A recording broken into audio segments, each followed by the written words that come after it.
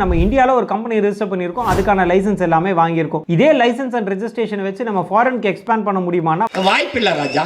அங்கே நம்ம பண்ண வேண்டியது 3 முக்கியமான விஷயம். முதல்ல கம்பெனி ரெஜிஸ்ட்ரேஷன். நீங்கள் இங்கேருந்து வெளிநாட்டுக்கு உங்களோட பிரான்ச் ஆஃபீஸ் எடுத்துகிட்டு போகிறீங்க அப்படின்னா அங்கே தனியாக நீங்கள் ஒரு கம்பெனியை ஃபார்ம் பண்ணணும். ஒரு சில இடங்களில் வந்து பார்த்தீங்கன்னா 100% டைரக்ட் இன்வெஸ்ட்மெண்ட் பர்மிட் பண்ணுவாங்க.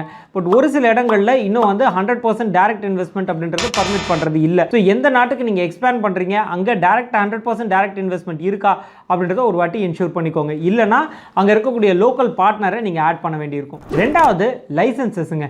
ஸோ இப்போ இந்தியாவில் வந்து பார்த்தீங்கன்னா நீங்கள் வந்து ஒரு பிஸ்னஸ் பண்ணணும் அப்படின்னா ஃபுட் லைசன்ஸ் எடுத்திருப்பீங்க, இல்லை ட்ரக் லைசன்ஸ் எடுத்திருப்பீங்க, இம்போர்ட் எக்ஸ்போர்ட் லைசன்ஸ் வச்சுருப்பீங்க. நீங்கள் இங்கேருந்து வேற ஒரு கண்ட்ரிக்கு போகும்போது அங்கேயுமே நீங்கள் ஃப்ரெஷ்ஷாக அந்த கண்ட்ரியில் என்ன ரெகுலேஷன்ஸ் இருக்குன்றதை பார்த்து அதுக்கான லைசன்சஸ் வாங்க வேண்டியிருக்கும். மூணாவது டாக்ஸேஷன். இந்தியாவில் இன்கம் டேக்ஸ் அண்ட் ஜிஎஸ்டி நீங்கள் கட்டுவீங்க. அதே மாதிரி ஃபாரின் கண்ட்ரிஸ் பார்த்தீங்கன்னா ஒரு சில கண்ட்ரீஸில் இன்கம் டேக்ஸ் எக்ஸம்ஷனே இருக்குது. யூஏஇலலாம் வந்து பார்த்தீங்கன்னா வருமான வரி கட்ட வேண்டிய அவசியமே கிடையாது, வேட் மட்டும் இருக்குது. ஸோ வேட் கட்ட வேண்டியிருக்கும். ஸோ அந்த மாதிரி எந்தெந்த கண்ட்ரீஸில் டேக்ஸ் சிஸ்டம் எப்படி இருக்குது அப்படின்றதையும் அண்டர்ஸ்டாண்ட் பண்ண வேண்டியிருக்கும்.